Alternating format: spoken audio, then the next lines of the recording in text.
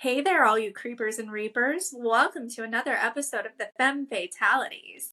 Today, we're going to deviate a little bit and talk about comfort and happiness and joy. I'm Anna, your co hostess, and here I am with. I'm Margaret. Hello, all you grieflings and frightenings, and welcome to a little bit of a different kind of episode, if you haven't guessed. Today, Anne and I are going to be talking about our comfort movies, the movies that we watch when we're feeling sad, or maybe we're in the throes of grief, or whatever it is. So, with that, Anna, tell me, what is your comfort movie? I want to know all about it and why it's your comfort movie.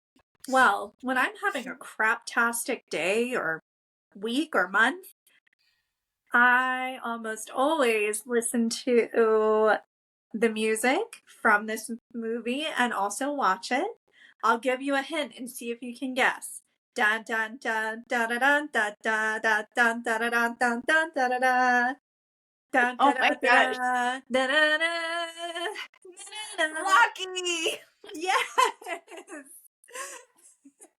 It's my favorite movie ever, and I love it for a variety of reasons, which we'll get into. What about you? What is your favoriteest, most comforting movie?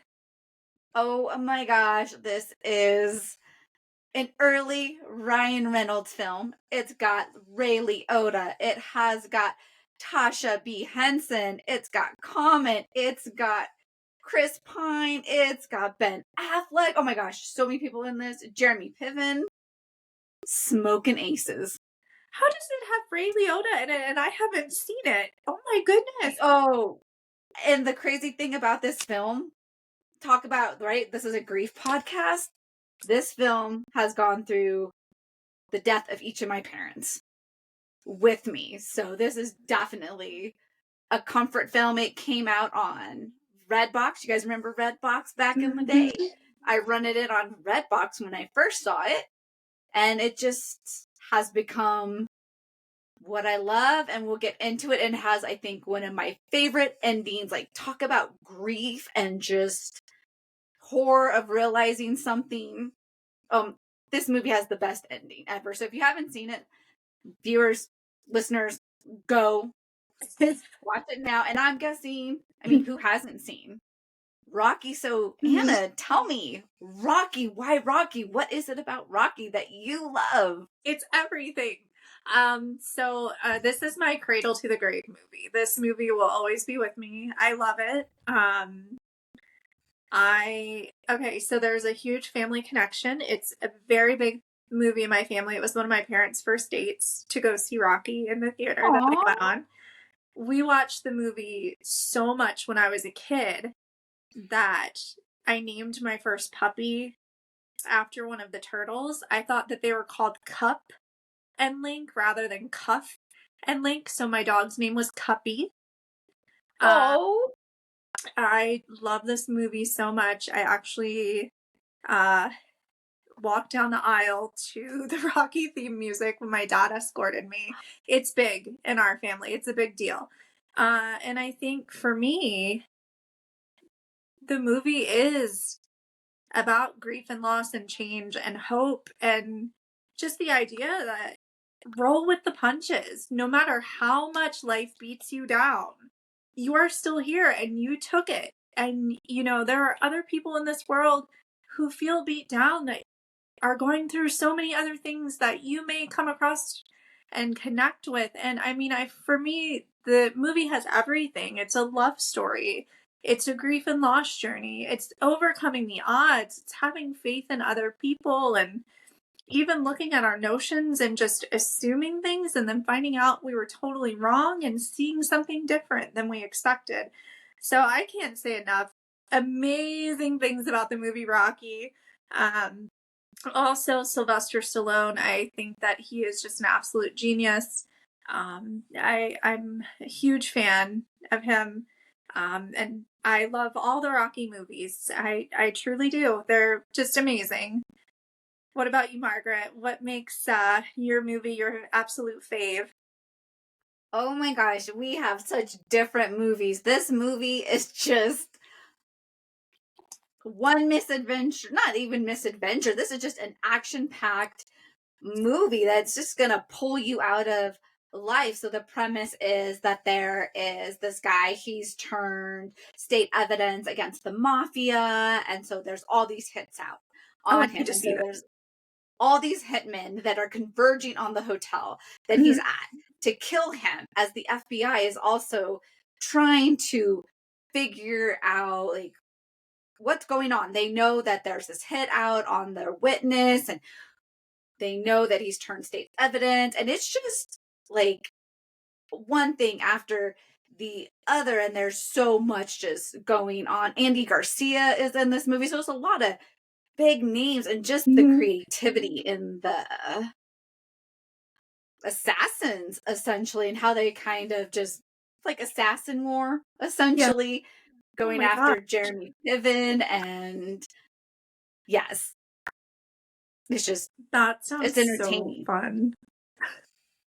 It is. It's Wow. very fun, and it's got a serious, yeah, I think at the end is where you get like that grief devastation that is just when grief hits our main character, Ryan Reynolds. So for you, what Mhm. is your favorite scene, and who's your favorite character in Rocky? All of it and everyone. I can't Ooh. I can't pick. I love everybody so much. And in all the Rocky films, I mean, there are so many great characters. I mean, you've got Rocky Balboa himself, who, he's about 30 years of age. Essentially, as a boxer, he's kind of past his prime. He's working the docks. He's, breaking people's fingers to collect money. He's doing all these things. He kind of feels like just trudging along. What's next? Can I even do this when I get the opportunity? Those sorts of things. And, um, then you have Adrian, who has been kind of beaten down by the world, very shy, very kind, very loving, very sweet, very overbearing brother that she essentially has to parent. Paulie, her brother, I mean, his whole, I could have done this, I could have done that. He takes out a lot of his grief and frustration towards Adrian. It's just so many characters. You've got Apollo Creed, who is like at the top of his game, but he's like, shoot, what do I do next?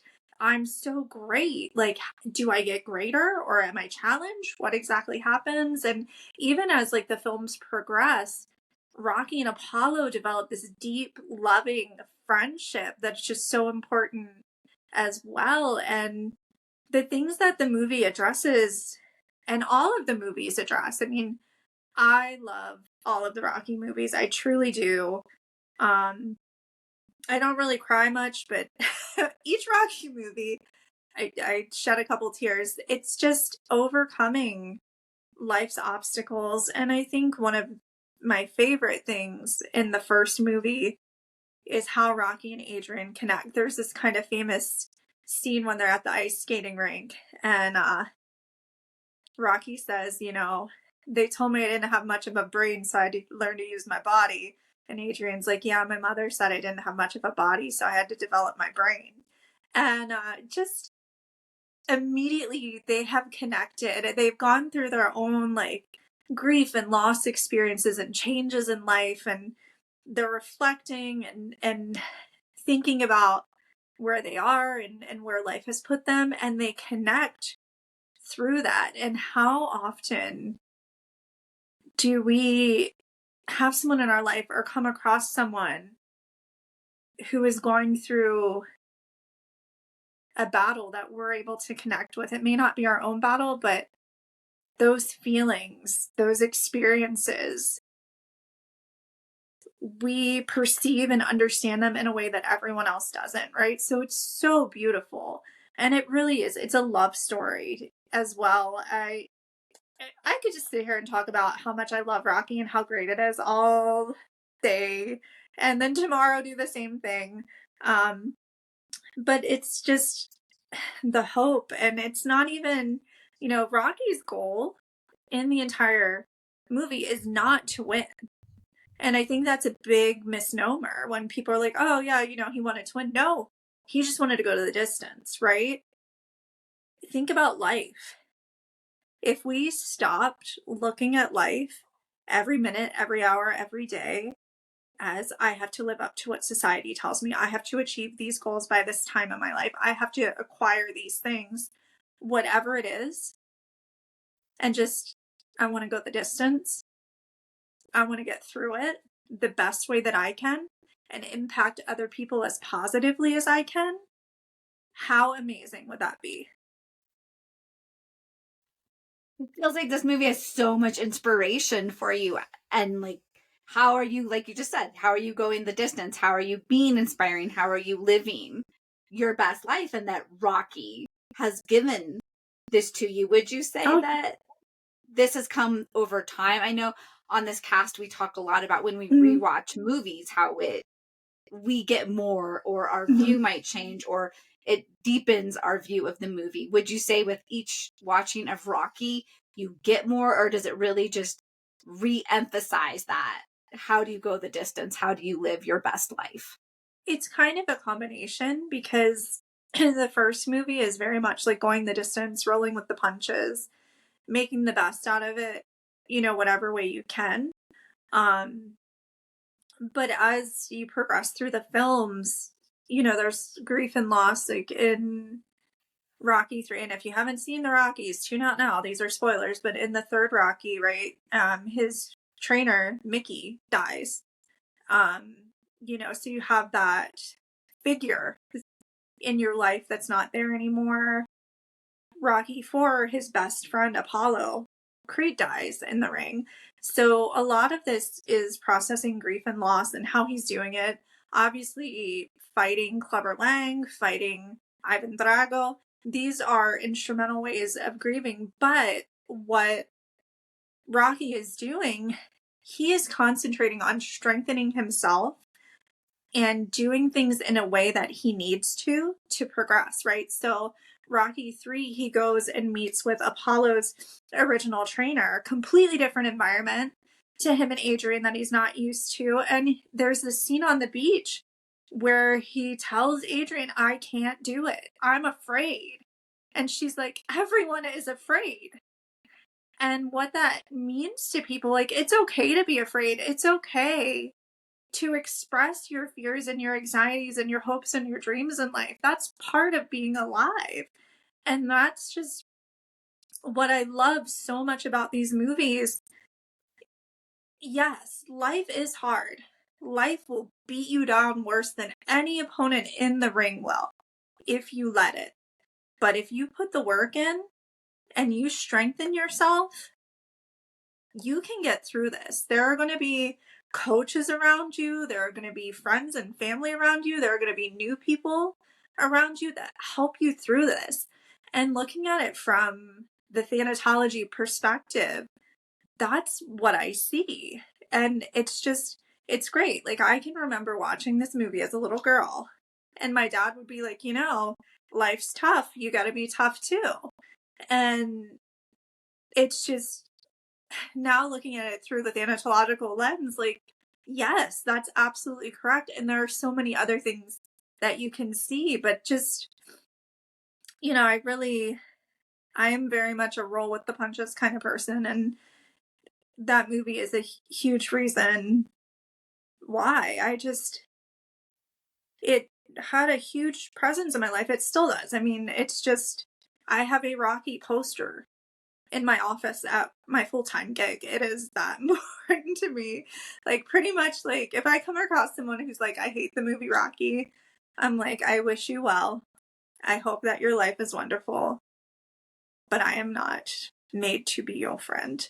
Because I just love it that much. This I don't know, movie what is so about you? significant for It you. is. Oh my gosh, it's like your like guiding light in life, this movie.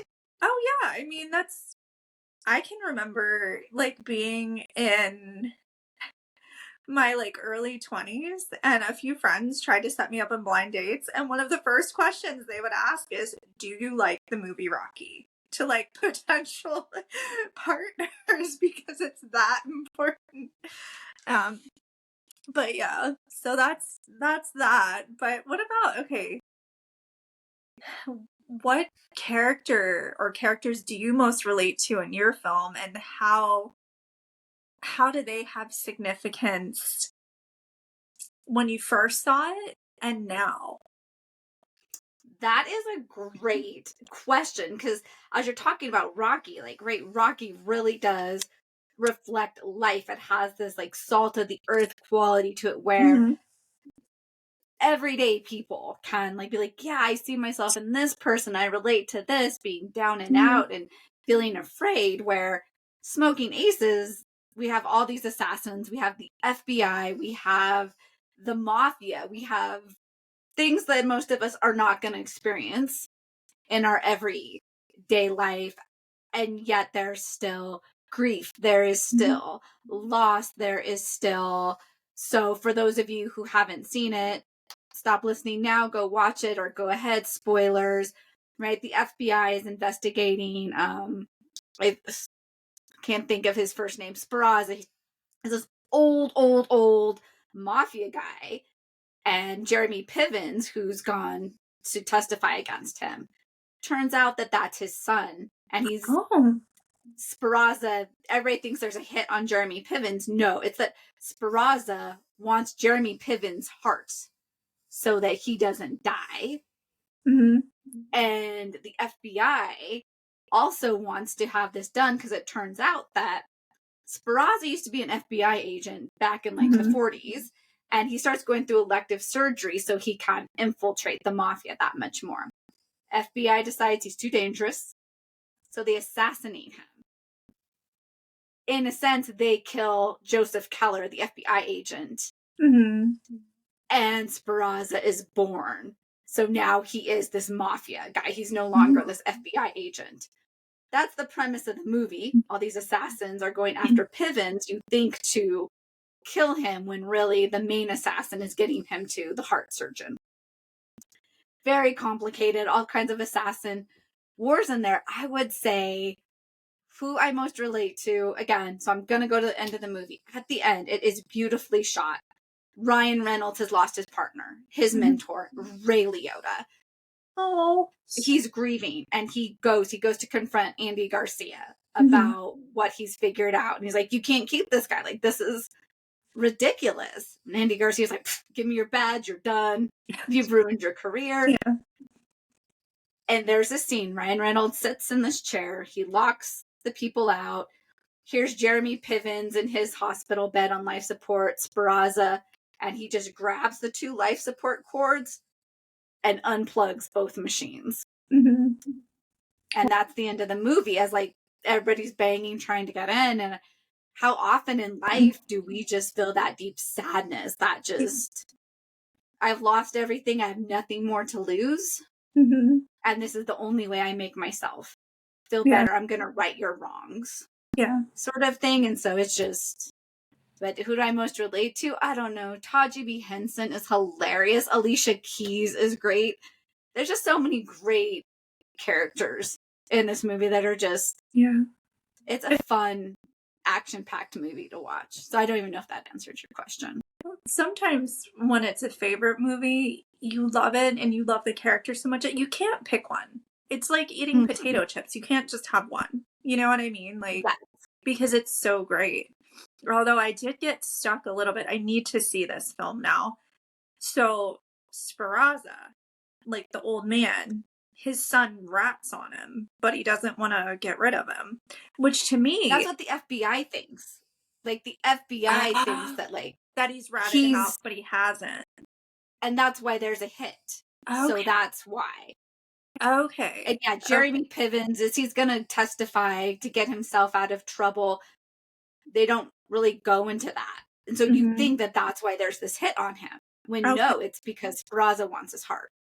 Okay. Sparaza doesn't care if he's going to testify because he wants to live, and the FBI wants to Mhm. keep him alive because, and how often I think of in grief, do we want those answers? If I can just get these Yeah. answers, if I can just hold on a bit longer, I'll get Mhm. these answers. When, like with Ryan Reynolds' characters, like you're not getting the answers you want. Like, this does Mhm. not justify Yeah. what you're doing. And so, like, how Mhm. often do we hold on when we just need to say, okay, Yeah. I get my answers if I let go? Yeah. Yeah. This sounds fascinating. I'm a huge, well, you probably know, I love Rocky, so obviously, I'm a huge, like, Godfather, Goodfellas, Casino, like, all of those genre films are really high up on my list, so, definitely sounds like it is up that alley for me. Um, I'm just like, wow. I mean, Ray Liotta, Andy Garcia, like, these are a lot of heavy hitters in that particular genre.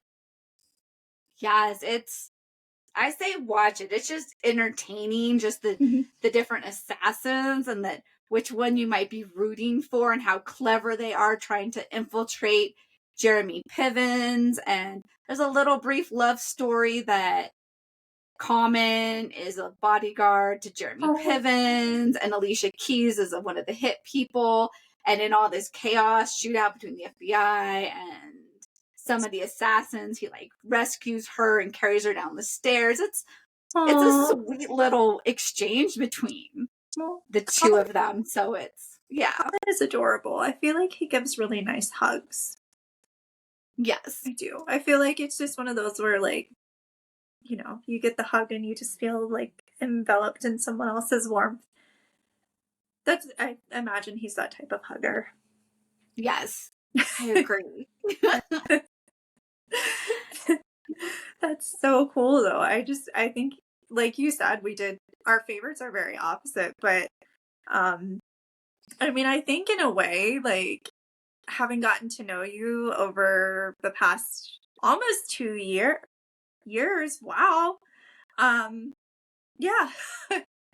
um I think that your favorite movie, um you're very spunky and energetic and on the go, so that I'm like, yeah, that totally makes sense.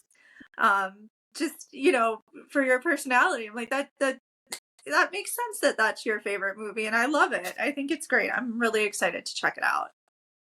Yes, you're gonna have to tell me what you think. And I love Rocky for you because, like you were saying, you're like roll with the punches. You are tenacious. You're gonna keep going. You're gonna find the hope in something. You're not gonna stay down. So you Mhm. are a lot like Rocky, where you're like, okay, I've got this hardship. How am I making myself better? How am Yeah. I Just figure it learning? out. Yeah. Yeah. It's pretty wild. And hey, if you're listening, like, talk to someone who knows you well about your favorite movie and theirs and see what commonalities you can find and how, if the movie reminds you of them. This is just super cool. And what can be better than talking about something you love to someone who's cool and awesome? Like, nothing. So yeah, very Yes. And enjoyable. then we get to know a little bit more about people too. What's your Mhm. favorite comfort movie? Because these are the movies that bring us comfort. These are the Mhm. movies that ease us when we're feeling a Yeah. certain kind of way. Oh, definitely. Yeah, I agree. Um, I think it's so awesome. I'm excited to add this movie to my watch list. Cannot Oh, wait. I can't wait to hear what you think. Yeah. It's one of my, it's just, it's a fun watch. And it can also be deep as you're like, wait, what just happened? What's going on? Or that's Yeah. so creative. And Yeah. I mean, there's you just a had me lot of neat characters. you had me at Ray Liotta.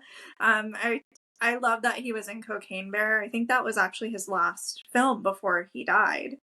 Um, so I love Ray Liotta as well. Of course I do. I mean, he was great. He's still great wherever he is in the universe. But yeah, I'm so excited. Oh, okay, I gotta calm down here. Yeah. No, you get to be excited. You get to, as we're talking about our comfort films. And Mhm. I'm curious because we do horror. Yeah, So, do you have a comfort horror film, or is Rocky like that's your thing? I mean, I feel like Rocky is like my ultimate comfort movie. Um, I have a couple. So this is how I categorize them. My ultimate comfort movie is Rocky. My comfort movie when I need to get my shit together and remember that I kick ass is Kill Bill. And we all have those days. The movie that I watch that's horror genre, especially like when I'm feeling, if I'm sick or I'm just feeling blue or like, I don't belong. A lot of the time, if I'm under the weather, you know how like our negative thoughts happen when we're ill. I watch Nightbreed. um, and I guess like my other kind of sick movies, which I think a lot of the time, if you're recovering from a procedure or you've taken ill or something has happened, you have these movies that kind of lift you up and out. Um, I would probably say, um, gosh, I think probably Pretty in Pink. I love that movie. And it's so good. I love Ducky Dale. And the other one, actually, which is debatable. A lot of people may argue that this is not like super uplifting, or you may react to this too because you know me fairly well. Anyone who knows me well, A Mountain Between Us. Yeah, I just I have not seen A Mountain Between Us. oh my gosh, so good. Kate Winslet is in it. My acting twin. Apparently, a lot of people say that we resemble each other visually. Um, and it's just wonderful. I don't want to give up too much of the plot, but she is in a hurry to get somewhere. She and a gentleman who's also in a hurry, they decide to take a private plane. Something happens, they're stranded. It's Idris Elba, Ooh, I which love him. that's reason enough to watch it. Yes, love him. Oh my gosh. Yeah, but it's really good, and I like that. Um, Once again, that is actually a great grief movie. It's the bonds that we create, and if we choose to continue them through a tumultuous experience, and I just highly recommend it. Okay, so my homework is to watch Smoking Aces. Your homework is to watch A Mountain Between Us, and then we'll Okay. have to report to each other. Yes, what we thought. Yeah. So We'll have that okay, whole I other have to chat. ask you. Yes. Okay. We know Smoking Aces is comfort movie. What is your kick-ass movie? You're like under the weather, feeling like blasé about the world and like where your place is in it, and then just movies that you watch when you don't feel good. Those are great questions, and I love how you categorize your comfort movies. I feel like for me, so Twister. Whenever Twister is on, I will watch it. So for whatever reason, it is just kind of my okay, I'm just blah. So I'm gonna watch Twister, and I'm gonna be okay. Sort of Yeah. movie.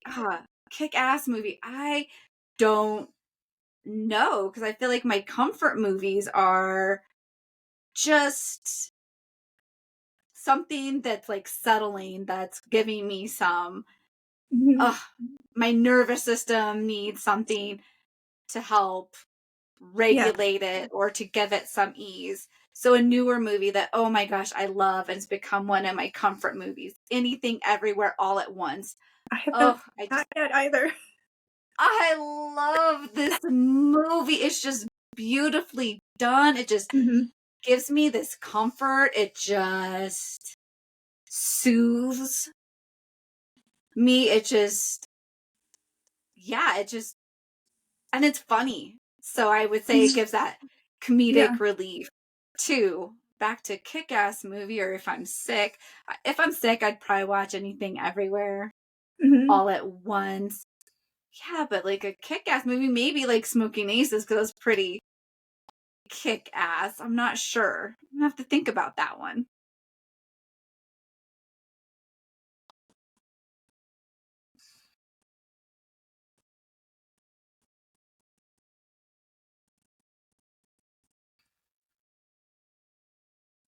Oh no, I think I lost There you. you Can you are. hear Okay, me, you came Margaret? back. Yay, we just had a little. There you are. Okay. Okay. Ex- Excuse us, listeners. We were having a technical moment, but we are back Yeah. and more fabulous than ever. Yes. So many great movies. Oh my gosh. Yeah. I feel like we should just come up with a list and post it on our social media. Like, hey, check these out. They're awesome. Let us know what you think. Um, but that's Yes. the Like our great thing. Like, favorite horror, favorite movies and mhm, general movies we think everybody yeah. needs to watch at least once. Mhm. Yeah. And I have to tell you, before the pandemic, at least like once every 2 weeks, I would usually take myself to a movie by myself.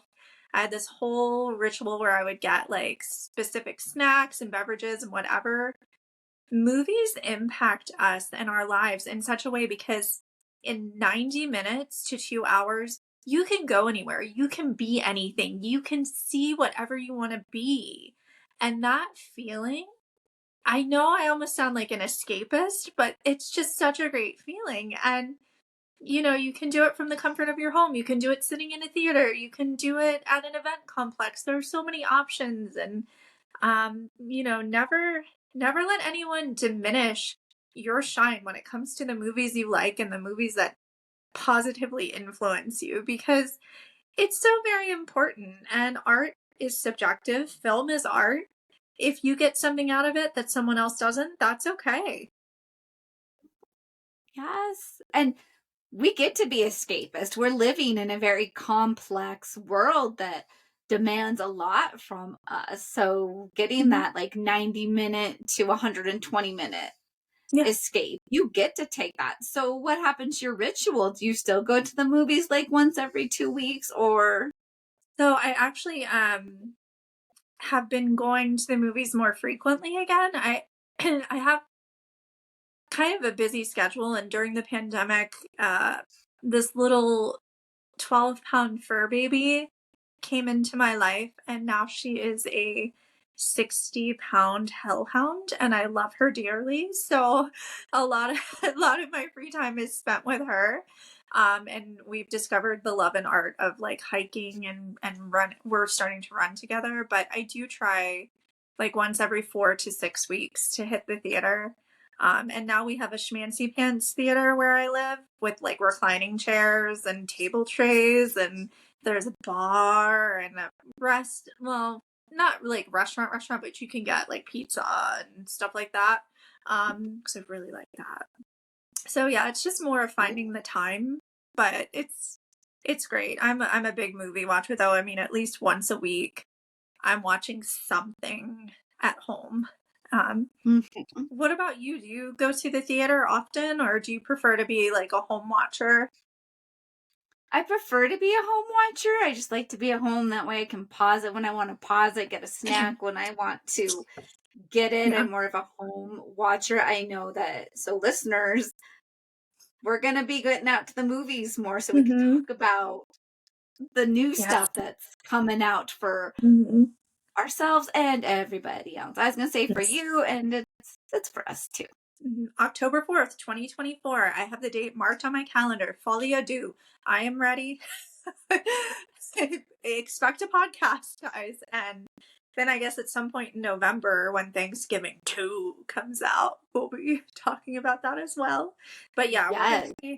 we're gonna be carting ourselves to the theaters and talking about newer stuff, and it looks like some pretty interesting movies coming out and some entertaining ones too. Mhm. Um, I was kind of hoping like some more horror comedies would be coming, and maybe they are, and we just don't know yet. So Lisa it's Frankenstein. Have you seen ads for Lisa oh yeah, it looks so Frankenstein? cute. I'm Yes. for that. I'm like, oh, love story.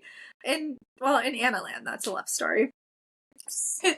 Yeah. So I'm that's gonna be a good one. I think that'll be a lot of fun to podcast about. Yes. Mhm. Yes. And also, disclaimer, if we get into February, If anyone's expecting a Valentine's episode, it's gonna be like Jennifer's My Body. Bloody Valentine? Yeah, like Bloody Valentine, Jennifer's Body, Queen of the Dam style. Like, Yeah. if you want that fluffy, kissy box of chocolates, No. I don't think we're gonna be giving that to you. Just so you guys know. No. Just be aware. We just told you. We're gonna. Yeah, just know. Ooh. Okay. Yeah. Yeah. We want to talk about like bloodletting bonds, eating hearts. Yes. You know, come on down. But no, we're not going to be doing the light, fluffy stuff. Yeah. I agree. Yeah. Mm-hmm. Yes. Just, But yeah, I'm very excited. I think that this is great. I love talking about horror and grief and thanatology. And I have a lot of fun talking with you about other movies that have impacted us as well. It's good to have those options. And I really hope, if you're listening, that you have enjoyed this cast too. I hope that maybe you found a couple of movies to try out. Let us know what you think. Let us know what your comfort movie is. Like, what movie, hands down, is the one that you go to that always delivers and always gives you the feels? There's no right or wrong answer, too. Mm-hmm. I don't care if it's a musical, sci-fi, horror, drama, comedy, any other genre that I didn't mention. It's what works for you and gives you the good feel. Yeah. Yes. Amen. Agree. Hands down. Yes. Well, guys, make sure you grab some pendulum popcorn and maybe a crafty cola or a cauldron full of cookies. Get tuned into your TV screens. Let us know what you find. Let us know what you're watching. And tune in for the next one. We'll see you then. Stay creepy. See you then. Ooh, bye.